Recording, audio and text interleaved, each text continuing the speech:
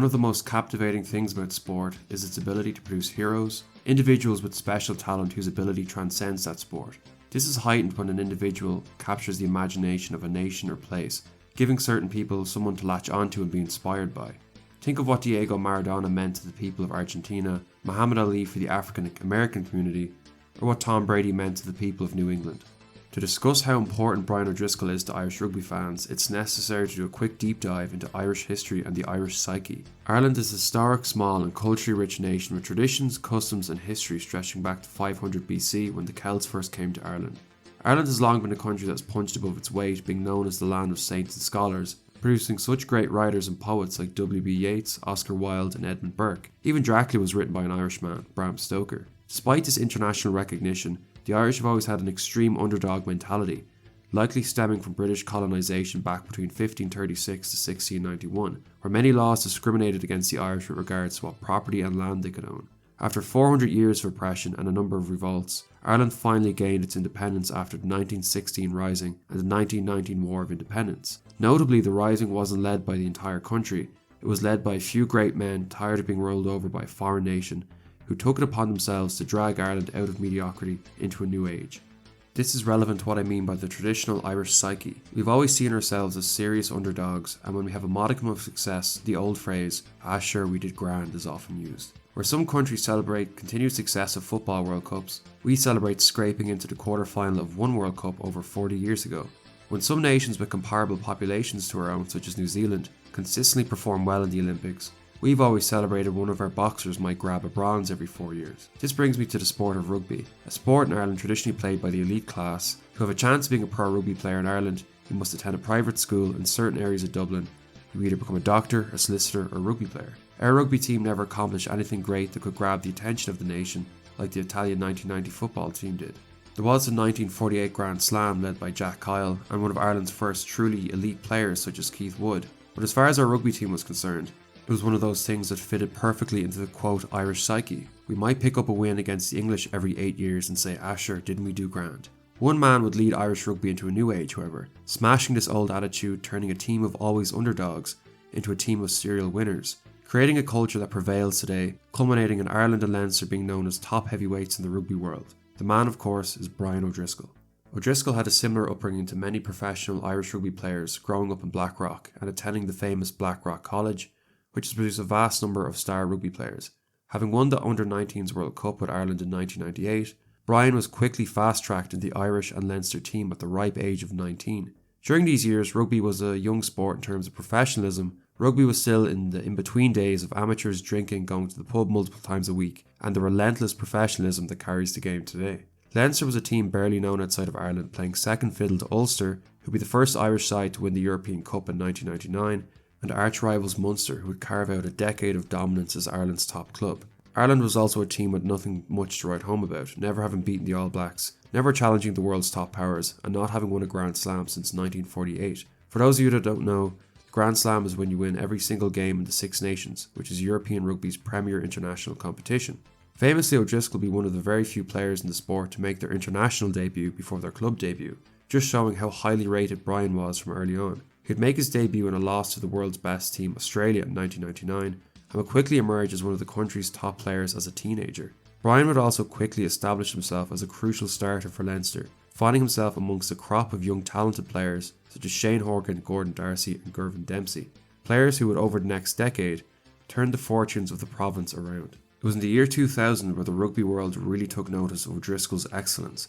Having not defeated the feared French team in Paris for over 30 years, Brian would score a fantastic hat-trick of tries, showcasing his speed, IQ and ability to be in the right place at the right time.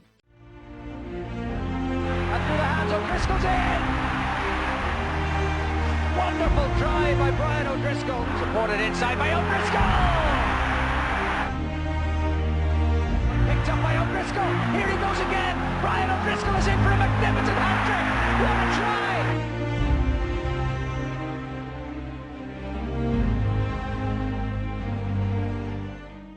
Pulling off a famous victory, giving Irish rugby fans hope that maybe with this new crop of talented young players, they might have some chance of eventually challenging for more than just the occasional upset against a stronger team. O'Driscoll, or Bod, would receive a lot of fanfare in Ireland, becoming a celebrity in the nation. Fans begin to wear t-shirts saying "In Bod We Trust" to Ireland and Leinster games. It was in 2001, however, where Brian cemented himself as the best centre in the world and perhaps the greatest player in the world at the time. Every 4 years, the best players from Ireland, England, Scotland and Wales come together to form a team known as the Lions, who compete in 3 gruelling test matches against the big 3 from the Southern Hemisphere: South Africa, New Zealand and Australia. Due to his excellent form, Bod was selected for the 2001 tour against reigning world champions Australia, where he'd continue his form against the local Australian sides before being selected to start in the heavyweight clash between the Lions and the Wallabies. A shining light in that first half, and almost on cue, O'Driscoll gets through. That's what he can do.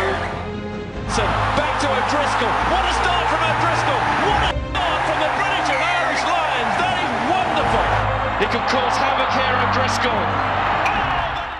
It was in the first test where Brian would score one of the greatest individual tries ever, that even had the Australian fans singing "Waltzing O'Driscoll."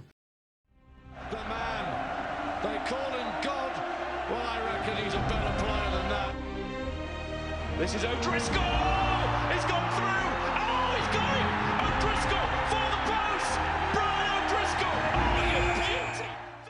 Despite the Lions narrowly losing the tour, Brian was now a household name in world rugby and would soon be installed as the Irish vice-captain behind Keith Wood, despite being only 22 years of age. In 2001, O'Driscoll captained Ireland against world champions Australia to a famous victory, the first victory over the Wallabies since 1979. Yet another win that would slowly and surely instill confidence in this team.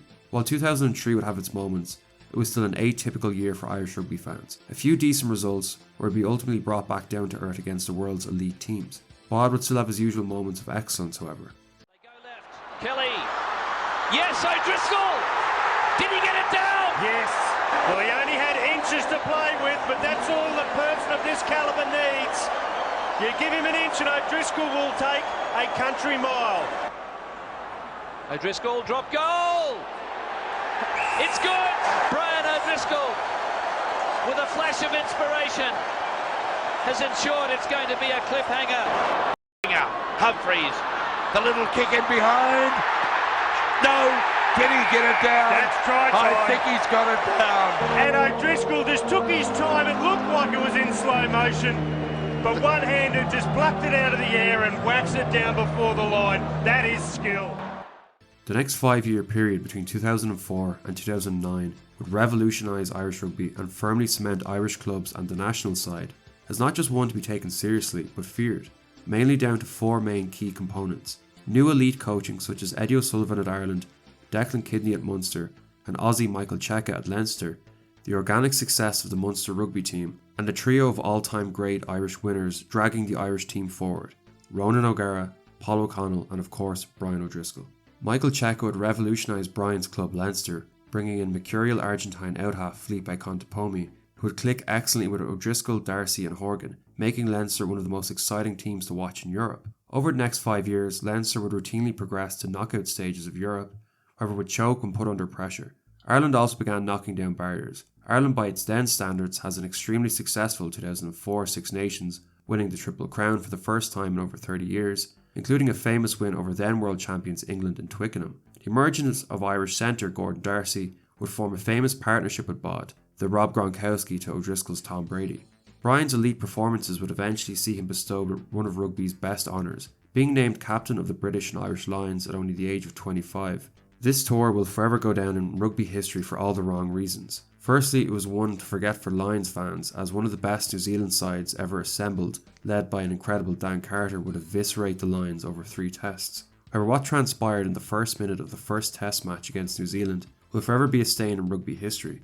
Moments after entering a ruck to assist his teammates, Brian was out of nowhere lifted up on both legs by Kevin Mialamu and All Blacks captain Tana Umanga and dropped on his head. To save himself a neck injury, Brian threw out his arms, which led to a devastating dislocated shoulder, leaving the Lions captain writhing around the floor in pain.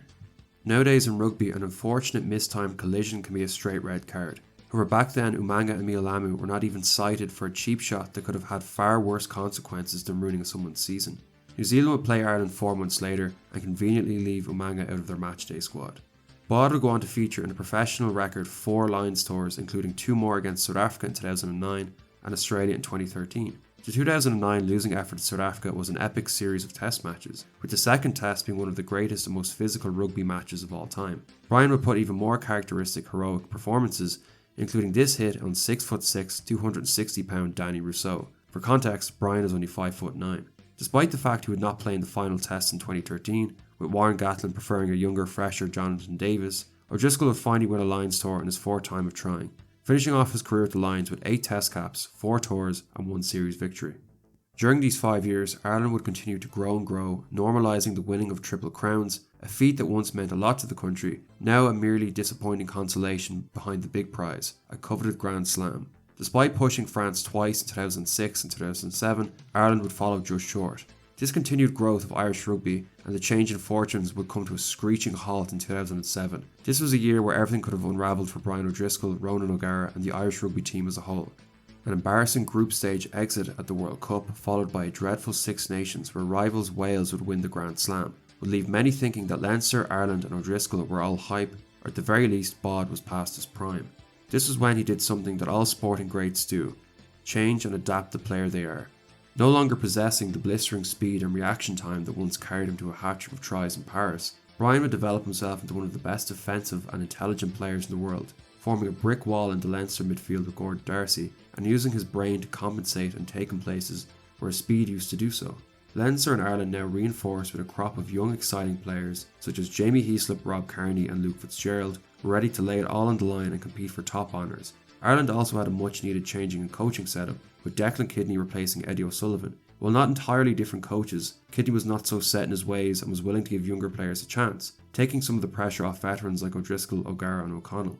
Now, to borrow another American football analogy, in the same way the Super Bowl comeback win over the Falcons solidified Tom Brady's legacy as one of the GOATs, the 2009 rugby season is what solidified O'Driscoll's legacy as not just the greatest Irish rugby player ever, but one of the best of all time. As I previously stated, Ireland was bolstered with new coaching ideas and young exciting players, while Leinster also added some serious firepower to the ranks, Rocky Elsom and Issa Nasewa. Leinster had always been a team of so-called city slickers or pretty boys, able to play some exciting rugby, but when it came down to it, they'd be strangled by a much tougher, battle-hardened team. The signing of perhaps the best 6 in the world at the time, Australian Rocky Elsom, would go a long way to changing this.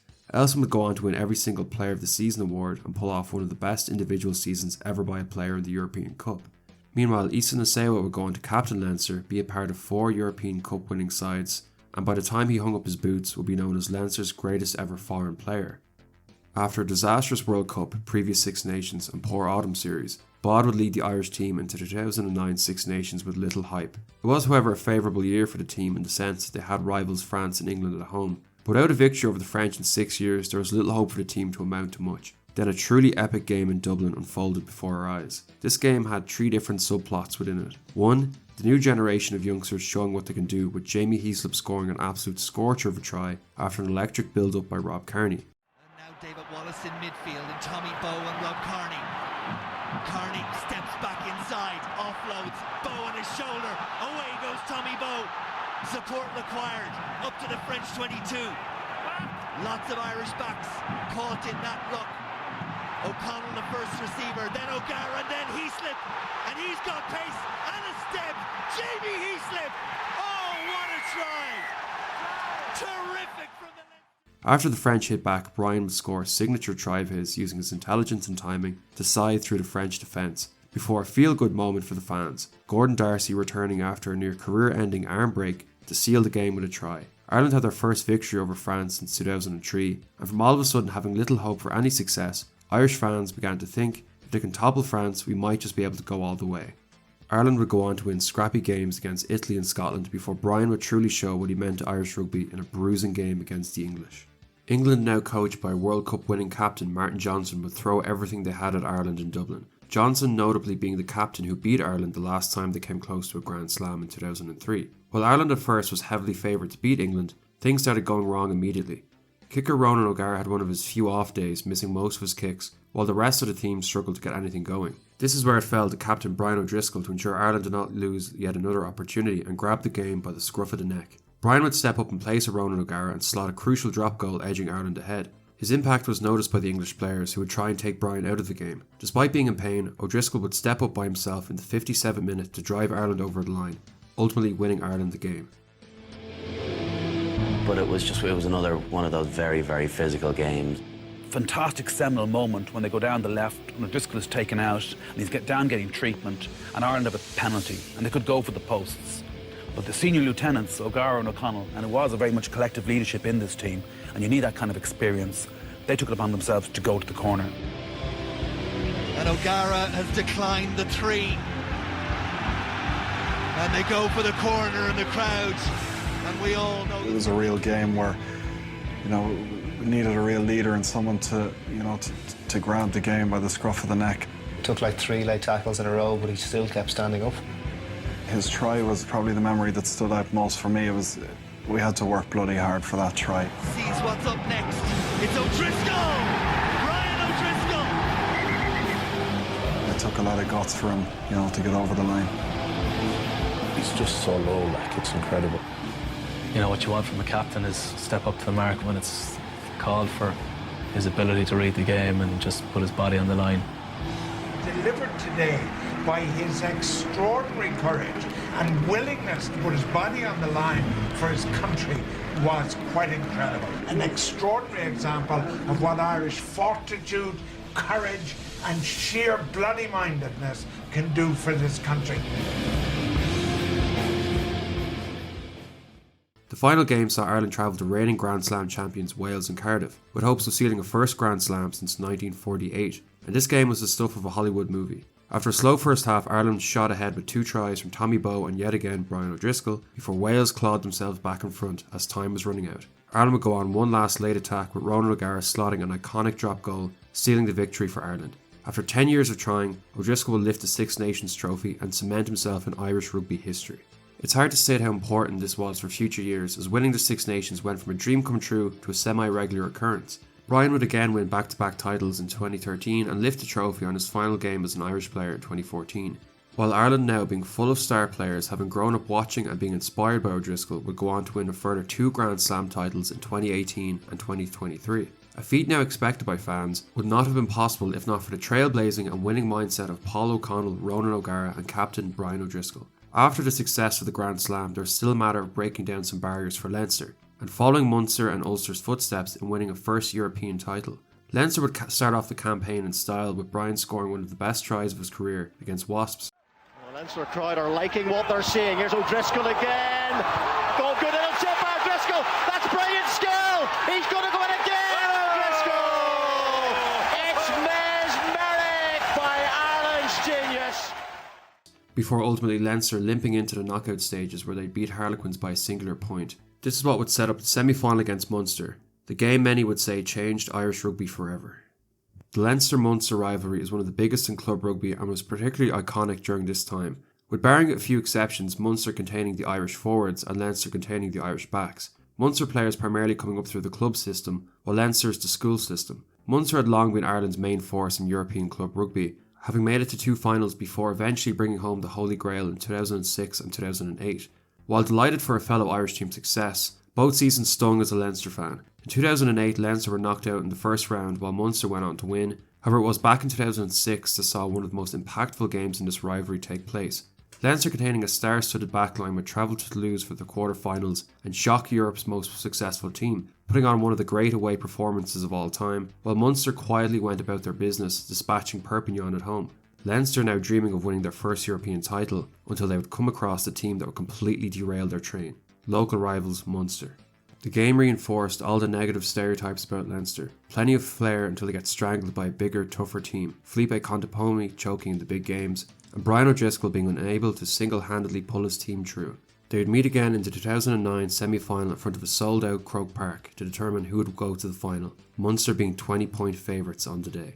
What transpired this day changed Irish rugby in 2 ways. One was the shift in balance of power between Leinster and Munster, with many of Munster's all-time greats soon retiring after and never being replaced, while Leinster, fresh off newfound success, would utilise their schools and academy system to constantly filter in fresh talent every year to the starting team. This game was also famous for the emergence of Johnny Sexton. Sexton, an unproven 24-year-old, was subbed on after a devastating knee injury to Contepomi. Sexton shocked the rugby world not just by nailing his first kick, but by controlling the game and his opposite number Ronan O'Gara, resulting in this iconic photo symbolising the shift of the balance of power. As had many times before, Brian would seal the game with a try and Leinster would move on to their first European final. The jacket striding away now for Leinster. It's Brian O'Driscoll. He's running for the post. He could be running for the final here. Bod no longer solely being responsible for winning games for his team, as he had in the old days, there was now a team of homegrown stars around him that could win matches, giving Brian the assistance he needed to finally go on and achieve the silverware he always wanted.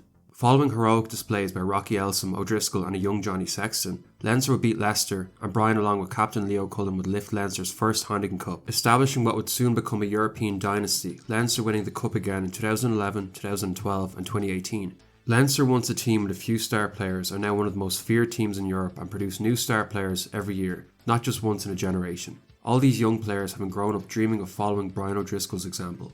After further success in the Six Nations and European Cups, Brian would retire in 2018 as a legend of the game, not just a star, but a highly decorated and serial winner. Other stars of the game would leave him a fitting tribute ahead of his final Irish game. This is what Brian O'Driscoll meant to Irish rugby. He was an invaluable part in changing the attitude of the nation towards the rugby team, from something only die-hard fans would watch, to a young superstar being influential in picking off some famous wins, to challenging for trophies, to winning trophies.